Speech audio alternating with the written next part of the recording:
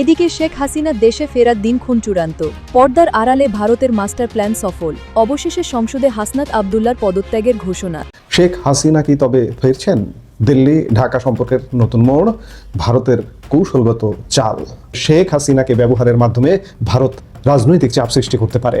এই কূটনৈতিক দাবার লড়াইয়ে শেষ হাসি কে আসে সেটাই এখন দেখার বিষয়। আমরা যখন শুনতে পাই যে একটা রাজনৈতিক দলকে নির্মূল করার আহ্বান একটা সরকার দল থেকে আসে, সেই বাংলাদেশে আমরা মানুষ ফিরতে চাই না। হাসনাত আবদুল্লাহ সরাসরি পদত্যাগ করবে বলেছে।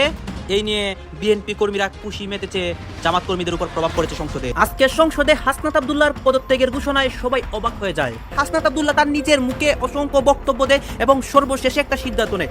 জাতীয় সংসদে এক বিরল ইতিহাস সৃষ্টি করলেন হাসনাত আবদুল্লাহ এমপি। বিএনপি তারেক রহমান এদের জীবন অতিষ্ঠ করে ফেলবে দেশের তরুণ সমাজ। দর্শক, নতুন একটা নিউজ আপনাকে স্বাগতম। প্রিয় দর্শক, বাংলাদেশের মধ্যে ঘটে যাওয়া বেশ কিছু চলমান ঘটনাবলী থেকে আপনাদের সামনে কয়েকটা গুরুত্বপূর্ণ খবর নিয়ে হাজির হয়েছি, যার কিছুটা অংশ বিশেষ ইতিমধ্যেই ভিডিওর শুরুতেই দেখেছেন। দর্শক, ভিডিওর শুরুটা দেখেই কিন্তু বুঝতে পেরেছেন যে আজকের নিউজটা ঠিক কতটা গুরুত্বপূর্ণ এবং ঠিক কোন বিষয়টাকে ইঙ্গিত করছে। তাই বলবো, যারা ভিডিওটি অন করেছেন না টেনে সম্পূর্ণ নিউজটি মনোযোগ সহকারে দেখতে থাকুন, তাহলে আজকের মূল বিষয়টা বুঝতে পারবেন। তো দর্শক, আর দেরি না করে চলুন দেখে আসবো আজকে সেই কাঙ্ক্ষিত ভিডিওগুলো। তবে তার আগে বলবো, যারা এখনো চ্যানেলটি সাবস্ক্রাইব করেননি অবশ্যই চ্যানেলটি সাবস্ক্রাইব করে পাশে থাকা বেল আইকনটি ক্লিক করে দিন। আর যারা ইতিমধ্যেই চ্যানেলটি সাবস্ক্রাইব করে রেখেছেন তাদেরকে অসংখ্য ধন্যবাদ। তো চলুন দর্শক, ভিডিওটিতে একটি লাইক দিয়ে আমরা ধারাবাহিকভাবে সবগুলো ভিডিওর আলোচনা দেখে আসি। শেখ হাসিনা কি তবে ফিরছেন? দিল্লি ঢাকা সম্পর্কের নতুন মোড়, ভারতের কৌশলগত চাল। শেখ হাসিনার ফেরা না ফেরা নিয়ে অতি সম্প্রতি সাউথ চায়না পোস্ট একটি বিশ্লেষণী নিবন্ধ প্রকাশ করেছে। সেই নিবন্ধের আলোকে এই মুহূর্তে আমরা কথা বলবো। তার আগে একটু বলে নেওয়া ভালো, সব কিছুকে ছাপিয়ে আমি শুরুতেই আমার একটা মতামত দিতে চাই। সেটি হচ্ছে যে শেখ হাসিনা ফিরবেন না, কখন ফিরবেন, এটা আসলে সম্পূর্ণ তার নিজের উপর নির্ভর করে। এটা বাংলাদেশের চাওয়া পাওয়ার উপরও নির্ভর করে না। শেখ হাসিনা একজন স্বাধীন মানুষ, তার নিজের সিদ্ধান্ত, নিজের নেবার এখতিয়ার, অধিকার সব কিছুই আছে। কিন্তু তারপরেও আমরা দেখতে চাই সাউথ চায়না পোস্ট কি বিশ্লেষণ করছেন বা কি লিখছেন। দক্ষিণ এশিয়ার রাজনীতিতে এক বিশাল পরিবর্তনের পদধ্বনি শোনা যাচ্ছে। 2024-এর আগস্টে নাটকীয়ভাবে দেশ ছেড়ে ভারতে আশ্রয় নেওয়া বাংলাদেশের সাবেক প্রধানমন্ত্রী শেখ হাসিনাকে নিয়ে ভারত কি তাদের অবস্থান বদলাচ্ছে? দীর্ঘ নীরবতার পর ভারত সরকারের একটি নতুন ঘোষণায় এখন তোলপাড় শুরু হয়েছে দুই দেশের কূটনৈতিক মহলে। ভারত কি শেষ পর্যন্ত তাদের সব থেকে বিশ্বস্ত বন্ধুকে বাংলাদেশের নতুন সরকারের হাতে তুলে দেবে, নাকি এর পেছনে রয়েছে দিল্লির কোনো গভীর রাজনৈতিক চাল? এই মুহূর্তের ভিডিওতে আমরা সাউথ চায়না মর্নিং পোস্টের একটি বিশেষ নিবন্ধের আলোকে প্রতিটি লাইন বিশ্লেষণ করে দেখব কেন এই মুহূর্তটি দক্ষিণ এশিয়ার রাজনীতির জন্য অত্যন্ত গুরুত্বপূর্ণ। 17 এপ্রিল ভারতের পররাষ্ট্র মন্ত্রণালয় একটি বড় খবর নিশ্চিত করেছে। তারা জানিয়েছে ঢাকা থেকে পাঠানো শেখ হাসিনার প্রত্যর্পণ বা এক্সট্রাডিশন অনুরোধটি ভারত এখন আনুষ্ঠানিকভাবে পর্যালোচনা করছে। 2024 সালের আগস্টে তথাকথিত ছাত্র জনতার গণ অভ্যুত্থানের মুখে পদত্যাগ করে ভারতে আশ্রয় নেওয়ার পর থেকে শেখ হাসিনাকে নিয়ে ভারত এতদিন ছিল একেবারে নিশ্চুপ বা অনড়।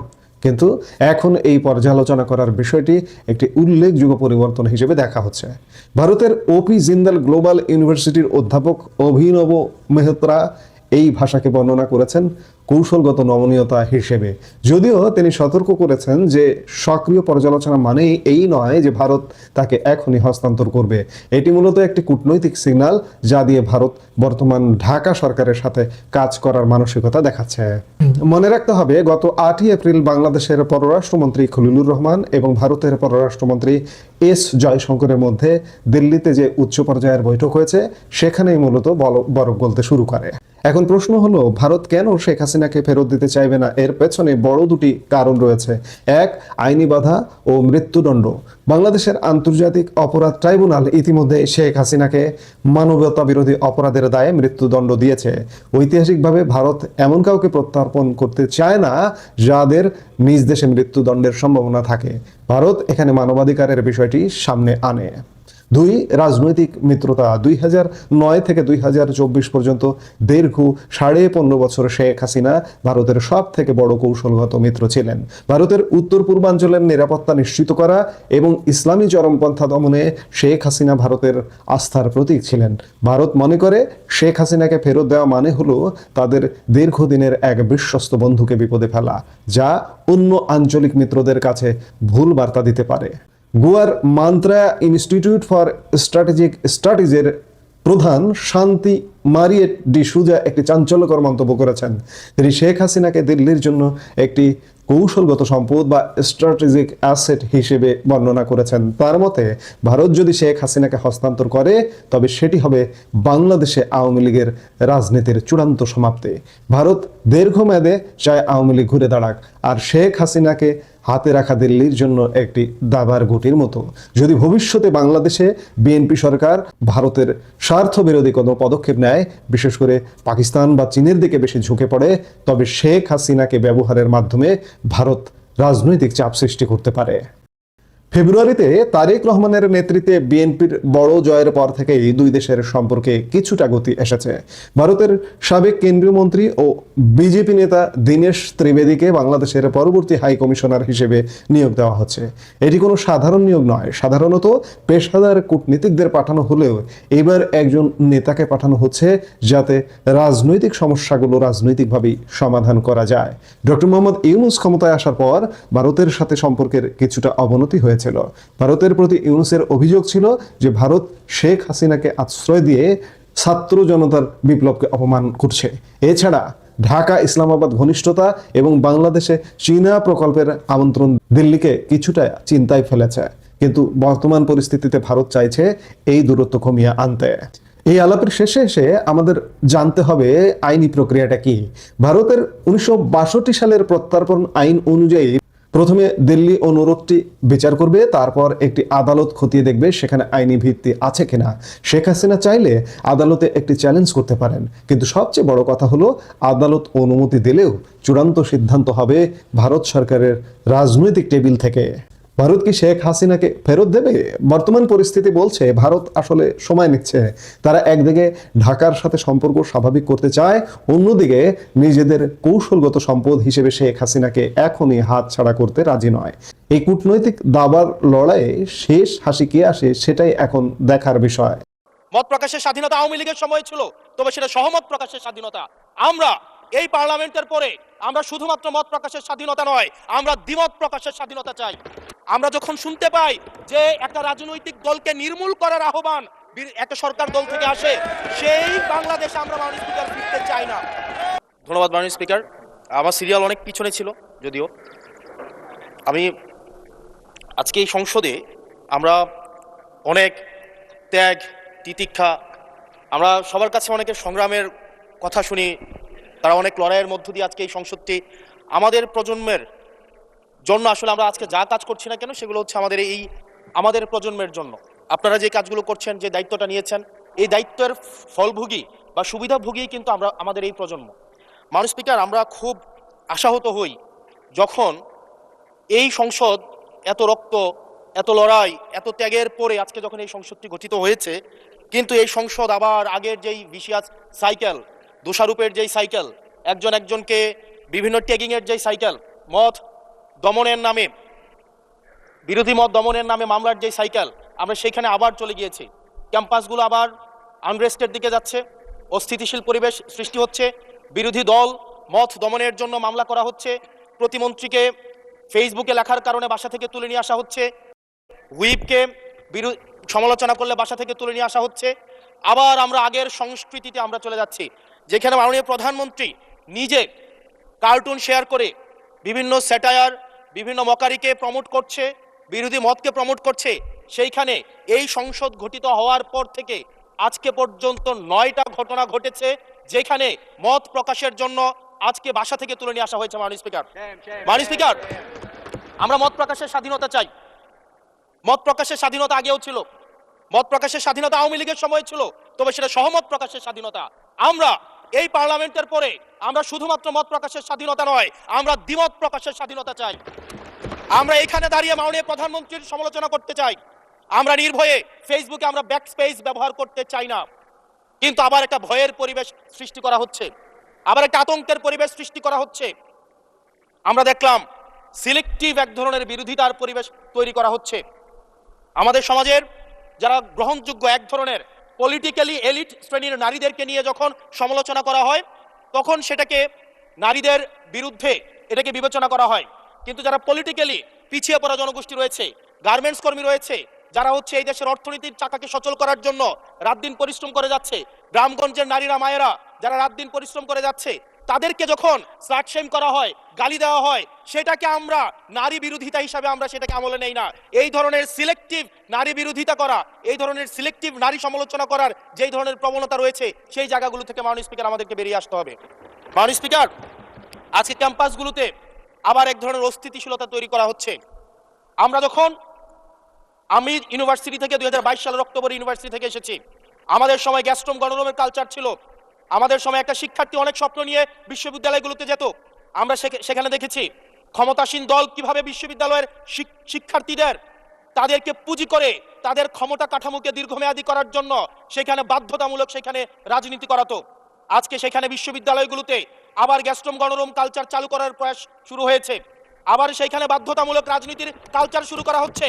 আমরা দেখেছি ক্ষমতাসীন যারা রয়েছে তারা তাদের সন্তানদেরকে বিদেশে রেখে নিরাপদ ভবিষ্যৎ নিশ্চিত করে, আর মধ্যবিত্ত সন্তানরা যাদের বাবা মায়েরা কলকারখানায় কাজ করে, যাদের বাবারা রেমিটেন্স যোদ্ধা, যাদের বাবারা কষ্ট করে তাদের সন্তানদেরকে বিশ্ববিদ্যালয়ে পাঠায়, তাদের সন্তানদেরকে ক্ষমতালোভী রাজনীতিবিদরা তাদের সন্তানদেরকে ব্যবহার করে তাদের ক্যারিয়ারে ঝুঁকিতে ফেলে তাদের গদি বা পাটাতন শক্ত করার জন্য নিজের সন্তানের ভবিষ্যৎকে বিদেশে রেখে নিরাপদে রাখে, আর পরের সন্তানের ভবিষ্যৎকে নিয়ে ছিনিমিনি খেলে। মাননীয় স্পিকার, আমরা এই সংস্কৃতির পরিবর্তন চাই। আমরা চাই বিশ্ববিদ্যালয়গুলো শুধুমাত্র নেতা তৈরির হাতিয়ার হবে না। এই বিশ্ববিদ্যালয়গুলো গবেষণা, বিশ্ববিদ্যালয়গুলো পাঠ চর্চা, বিশ্ববিদ্যালয়গুলো সেখানে এক ধরনের মনস্তাত্ত্বিক সমৃদ্ধি, এবং সেখানে হচ্ছে আমরা যেখানে গবেষণা হবে সেখানে আমরা বিশ্ববিদ্যালয়গুলো থেকে বুদ্ধিজীবী গবেষক আমরা হচ্ছে বাংলাদেশকে এবং জাতিকে উপহার দিতে পারবো। কিন্তু অত্যন্ত দুঃখজনক বিষয়, আজকে বিশ্ববিদ্যালয়গুলো শুধুমাত্র নেতা উৎপাদন করার এক ধরনের বিশেষ সার্কেলে পরিণত হয়েছে। মাননীয় স্পিকার, আমাদের প্রধানমন্ত্রী যিনি আছেন, মাননীয় প্রধানমন্ত্রী, ওনার সন্তান যেই প্রজন্মের, আমরা একই প্রজন্মের, আমাদেরকে ধারণ করার চেষ্টা, আমি চাইবো আপনারা সবাই আমাদেরকে ধারণ করার চেষ্টা করবেন।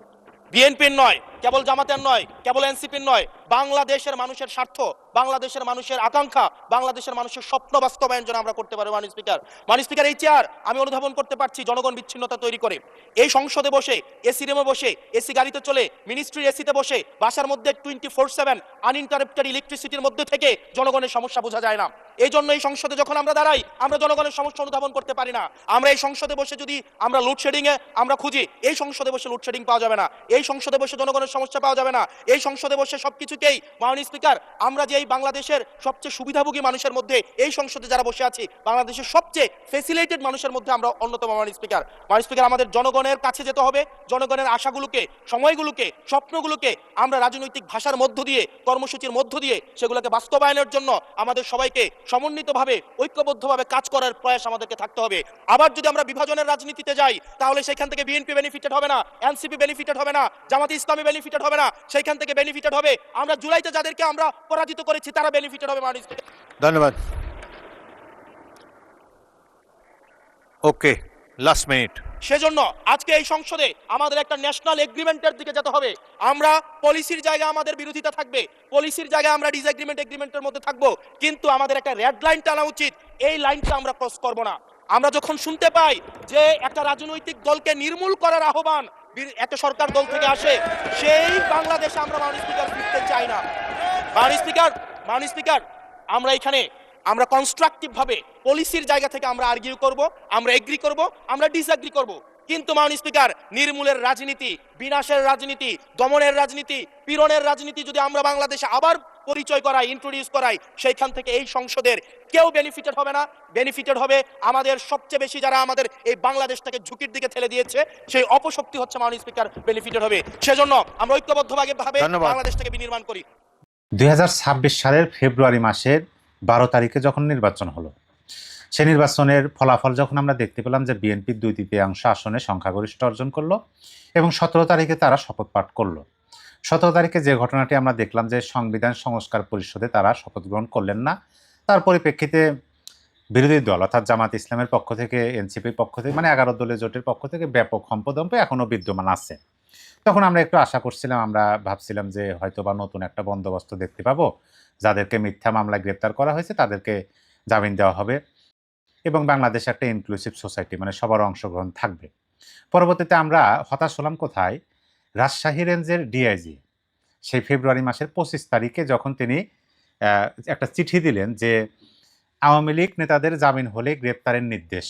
রাজশাহী রেঞ্জের ডিআইজির চিঠি, মানে আওয়ামী লীগ নেতা, এমন ধরনের আওয়ামী লীগ নেতা যারা জামিনে বের হলে মিছিল মিটিং করার সক্ষমতা রাখে, যারা যারা যারা জামিনে বের হলে রাজনৈতিক কর্মসূচি করার মতো তাদের সক্ষমতা আছে, এই সমস্ত নেতা এবং নেত্রীদেরকে যদি মহামান্য আদালত জামিনও দেয়, তারপরে তাকে যেন কারামুক্তি না দিয়ে শোন অ্যারেস্ট, মানে আর একটি মামলায় যেন তাকে গ্রেপ্তার দেখানো হয়।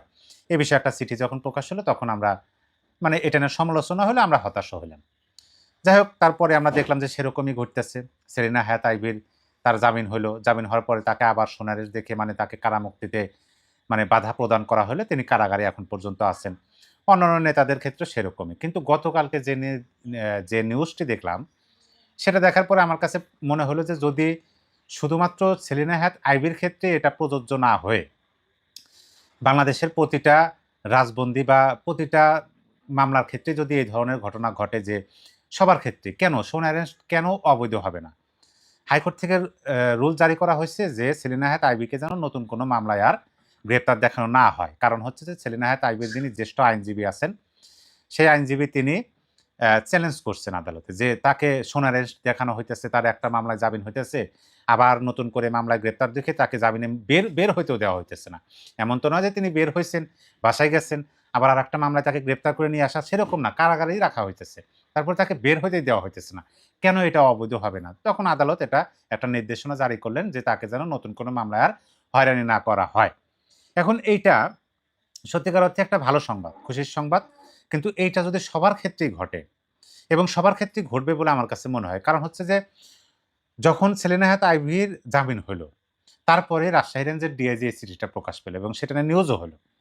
কিন্তু এখন এটা যখন হাইকোর্ট নির্দেশনা প্রদান করতেছেন, তাহলে এটা সবার ক্ষেত্রেই, মানে যাকে দিয়ে শুরু তাকে দিয়েই মানে সেটার নিষ্পত্তি, তাহলে এটা আমরা বলতে পারি যে শোন অ্যারেস্টের সমাপ্তি ঘটতে চলেছে। এখন আসেন, যদি শোন অ্যারেস্টের সমাপ্তি ঘটে তাহলে কি ঘটতে পারে বাংলাদেশে? যদি শোন অ্যারেস্টের সমাপ্তি ঘটে তাহলে বাংলাদেশে ঘটতে পারে যে আওয়ামী লীগের যতগুলো নেতা আছে, যেমন ধরেন আইভীকে যদি আপনি উদাহরণ দেন, তাহলে আমরা উদাহরণ দিতে পারি যে তার বিরুদ্ধে মানে 10টি মামলা ছিল। যখন লাস্ট যখন তাকে জামিন দেওয়া হলো তখন 10টি মামলা ছিল, পরবর্তীতে জামিন হওয়ার পরে তাকে আরও 2টি মামলা দেওয়া হয়। মোট এখন তার বিরুদ্ধে 12টি মামলা আছে। ওই 2টি মামলা এখনো জামিন হয়নি। তাইলে তার বিরুদ্ধে যদি নতুন করে আর কোনো মামলা দিয়ে হয়রানি না করা হয়, তার বিরুদ্ধে যদি শোন অ্যারেস্ট না দেখানো হয়, তাহলে ওই 2টি মামলারও জামিন হয়ে যাবে সময়ের অপেক্ষা। তাহলে 12টি মামলায় যখন জামিন হয়ে যাবে তখন তিনি কারামুক্ত হবেন, বাইরে আসবেন। আর তিনি তো রাজনৈতিক কর্মকাণ্ড বা রাজপথে কর্মসূচি করার মতো যোগ্যতা রাখেন। যদিও আদালতের মাধ্যমে এটা একটা সংসদের মাধ্যমে একটা আইন করা হয়েছে যে নিষিদ্ধ, মানে আওয়ামী লীগ নিষিদ্ধ। সেই হিসাবে এখানে আবার এই দিকটাও হতে পারে যে এখন তো আর সমস্যা নাই। এখন যদি জামিন পায়, জামিন দেওয়া হোক, বের হয়ে আসুক, তারা তো করতে পারবে না। করতে গেলে আবার কারাগারে যেতে হবে। কারণ এখন তো আইন আছে। আইনের একটা আছে যে আপনি করতে পারবেন না। করলে আপনার এই শাস্তির বিধান আছে। সেদিকেও হতে পারে। তবে শোন অ্যারেস্টের যে যুগটা, শোন অ্যারেস্টের যে ব্যবস্থাপনাটা, সেটার যে বিলুপ্তি ঘটতে যাচ্ছে বা ঘটতেছে, এটা খুবই ভালো একটা দিক এবং এটা সরকারের জন্য একটা পজিটিভ দিক। এবং অনেকে যে বলতেছেন যে বর্তমান সরকারের যে বিরোধী দল আছে তাদেরকে প্রতিরোধ করার জন্য অবশ্যই এই যে শূন্যতা, ভ্যাকুয়াম তৈরি হয়েছে সেটা পূর্ণ করতে হবে। আর সেটা পূর্ণ করতে হলে অবশ্যই একটা সিস্টেমের মধ্যে দিয়ে যাইতে হবে। দেখি কতদূর কি হয়। তবে এখন পর্যন্ত এটা আশাবাদী এবং এখন পর্যন্ত এটা একটা সুন্দর ব্যবস্থাপনা আছে যে যদি আর শোন অ্যারেস্ট না দেখানো হয়, ফাঁকফোকর গ্রেপ্তার হলেই তো তারপরে আপনার মামলার বিষয়। যদি গ্রেপ্তার না হয়, একটা মিছিল করলো, যেমন ধরেন ঢাকা থেকে একেবারে চট্টগ্রাম পর্যন্ত আওয়ামী লীগ অনেক মিছিল করলো, কয়জন গ্রেপ্তার হয়েছেন? যদি গ্রেপ্তার না হয় তাহলে তো আর এই অ্যারেস্ট মামলার বিষয়টা আসতেছে না। কিন্তু বিষয় হলো যে জামিন পাওয়ার যোগ্য মামলাগুলোতে জামিন পাক, শোন অ্যারেস্ট না দেখানো হোক, তারা মুক্ত হোক, পরবর্তী বিষয়গুলো পরবর্তীতে দেখা যাবে। তবে এখন পর্যন্ত এটা কিন্তু একটা আশার বাণী শোনায়। প্রিয় দর্শক, দর্শক, আমি আশা করছি সবগুলো ভিডিওই আপনি মনোযোগ সহকারে দেখেছেন। সেই সাথে দর্শক, এই ভিডিওগুলো সম্পর্কিত যদি কোনো তথ্য বা মতামত থাকে তাহলে তো অবশ্যই কমেন্ট করে জানিয়ে দিন। এতক্ষণ সাথে থাকার জন্য ধন্যবাদ। নিউজটি শেষ করছি এখানেই, ফিরছে আগামী ভিডিওতে নতুন কোনো টপিক নিয়ে। আল্লাহ হাফেজ।